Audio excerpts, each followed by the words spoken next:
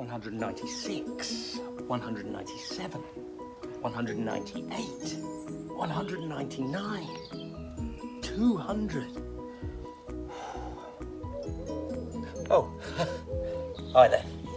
You kind of barged in the middle of my warm-up routine there. Steve Smith here, londongolfschool.co.uk. Yeah, good job you didn't bump in the middle of other parts of my morning routine. Rocking the, should we call it quarantine chic in aid of golf in quarantine? Yeah, opinions divided on whether the beard looks good. Everybody else says it doesn't. I say it does. So yeah, bit of a division there, but anyway, we'll work with it. Yeah, today's little instalment, episode 5, which if you watch closely in episode 4, which I refer to as episode 5, it is in fact episode 4. This is episode 5. Very simple one today, kind of very conscious that during quarantine, you guys like me will be stuck at home, possibly won't even have a garden. So this one, even though I brought the outdoors, indoors, outdoors, losing my marbles, what day of the week is it? Who knows, who cares?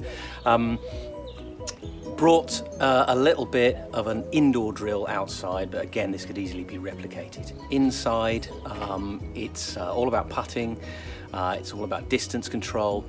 I think in my many years of experience, pace trumps line. If you can get the distance of your putts right, you're not going to miss right or left by more than a yard in the vast majority of situations. Maybe very occasionally you might, but if you get the distance right, you get it within a couple of feet short or a couple of feet long. But if you are keen and interested in getting the distance control of your putting working, I'm going to show you the 2 things that really matter about getting that to happen in a hurry. Now, I think if you went to the doctors and the doctor said, you're not in very good health, your life depends on you doing something for 5 minutes a day, whether it's a bit of exercise or something like that, chances are, because your life is on the line, you might actually do it. The chances of you doing this for 5 minutes a day that I'm about to demonstrate, minimal, much like the 200 press-ups that I knocked out, in Gary Player-esque style before I start my practice regimen. Most of us recreational golfers aren't really blessed with the resources or the time to be able to do the kind of practice that the top guys do. We'd like to be like them, and I'll show you the most straightforward, fundamental, hiding in plain sight way of being like the top players. All right, with something that you simply cannot get too good at, that you will never walk off a golf course and say, I got too good at the rhythm of my putting stroke. All right, so there are 2 things I'm going to demonstrate which are fundamental to you moving around the earth, playing any different golf course, regardless of the green speed, and being able to function and control distance really, really well, and avoid 3 putting and increase your 2 putting ratio, and maybe even get a couple to drop in. That will be a bit of a bonus to your scorecard. So you'll need a putter, a couple of alignment sticks. They don't really perform any function, they're just there to make you look like a good golfer. You know, have them sticking out of your golf bag and everyone will think you're the bee's knees. Yeah, putter head cover, dispense with that obviously, take that off before you start putting. Then, unless you want to hit soft ones. Then you've got a few golf balls, a cup of coffee, mainly to get you through, tea if you prefer, and there's some string. Probably need a few tee pegs as well. I'll show you what to do with them. As you can see on my putting surface here, I've designated little zones, little areas to get the ball in using string and tee pegs. You could probably use weights to keep those bits of string in place, but the ball rolls over them quite successfully without being, jumping and bumping about too much. There should be one constant in your putting stroke, and that constant is rhythm. The variable is the size of the stroke. Now, I don't know whether you're into your 17th century polymaths, but Galileo Galilei, very clever bloke. Possibly cleverer than myself and the vast majority of golfers.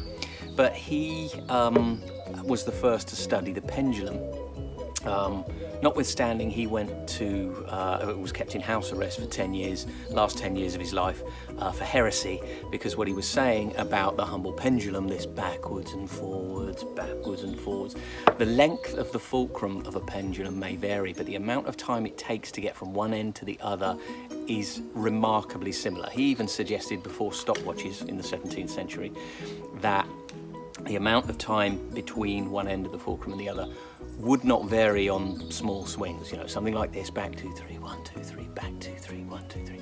It won't vary significantly enough for anyone to notice. So when you walk, when you learn to walk, you go from tottering around kind of like this. Yeah. When you're a baby, I mean, not when you've had a few too many to drink. You go from that to a very rhythmic walk.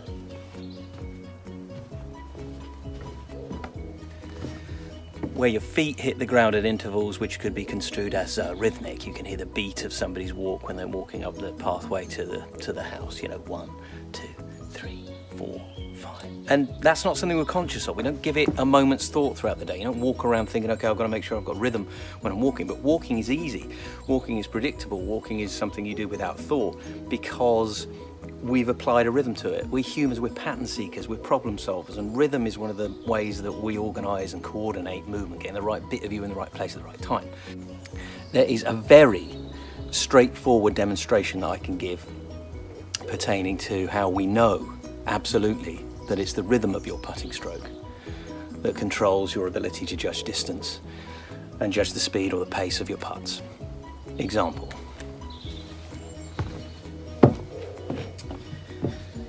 So I've got a golf ball down more or less opposite the middle, slightly forward in my stance. The idea would be that if I demonstrate taking my putter back to about the distance of my right foot here, or you can see that little green marker that I've put on the mat, hopefully, you'll be able to discern that. If I take my putter back the same distance for both of these putting strokes, but apply a different rhythm, example number 1. So I'm taking, remember, I'm taking the putter back the same distance for both strokes. So I'm concerned mainly about the distance of my backswing, and I want to demonstrate how little or how much value that would deliver to you as a putter, ongoing, you know, in the long term. So first one, take the putter back.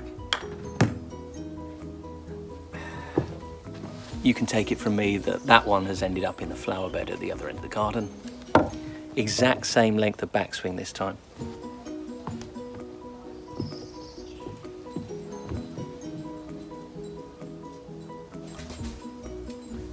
And as you can probably perceive, that one's rolled about two or three feet. So much for making sure my backswing was the same length. If I don't apply a consistent pattern of rhythm, then I'm never likely to be a decent judge. I won't build up this ability to judge distance. Each and every stroke you make should have a pattern of rhythm, regardless of the size. Back 2, 3, 1, 2, 3. Back 2, 3, 1, 2, 3. Back 2, 3, 1, 2, 3. Back 2, 3, 1, 2, 3. The same rhythm every single stroke. You cannot get too good at that. You will not hear Rory McIlroy, even on his worst putting day, walk off the green and say, my rhythm was too good, that's why I putted poorly. So we'll see if we can roll this first one into the first zone. So back 2, 3, 1, 2, 3. So what I'm doing here is I'm getting a sense of what size my stroke needs to be, what scale my stroke needs to be. So number 1 crucial element to your putting, rhythm, back 2, 3, 1, 2, 3.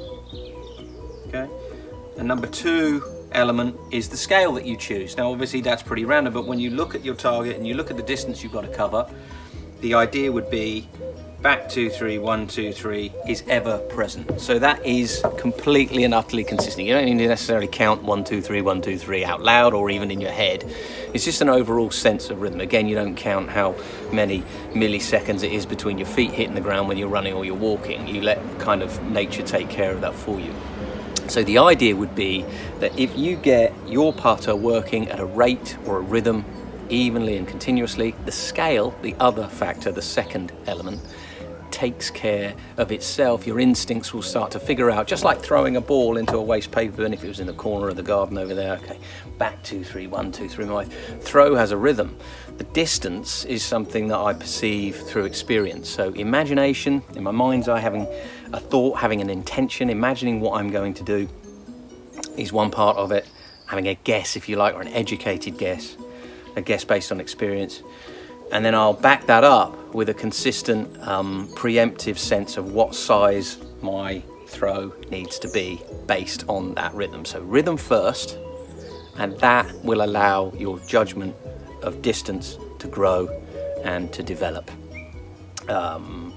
over an extended period of time, of course.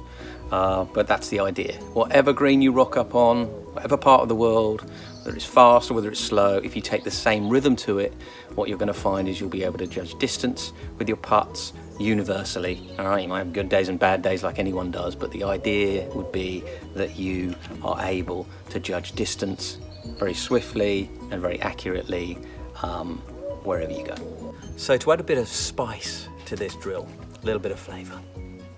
Golf is a game of first goes. It won't throw at you the question, okay, how good are you at an 8-foot putt on every single hole? You know, 8-footer after 8-footer, or 25-footer after 25-footer. It's in the moment, of the moment, you've got to figure out and guess what scale putting stroke that you need, but always base it on good rhythm. So for my little drill here, I've set 3 golf balls up, 3 different distances. It's only a subtly different distance, but it's not exactly the same every time. So what we'll do here is going to try and get the first one in the first quadrant, the second one in the second quadrant, the third one in the third quadrant. Again, you can randomize that. You can challenge yourself. Okay, I'm going to see if I can hit this first one into the middle, then the second one into the back quadrant, and then the first one, or last one into the first quadrant. You know what I mean? The idea would be that distance control is something that's in your blood after a while. And you can practice this a few minutes a day. Again, your life doesn't depend on it, but your putting will thank you for it, and you cannot get too good at it.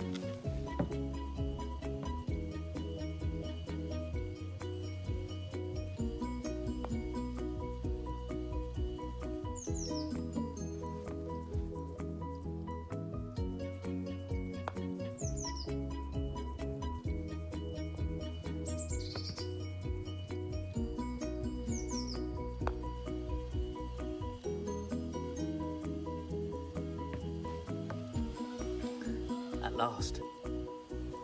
londongolfschool.co.uk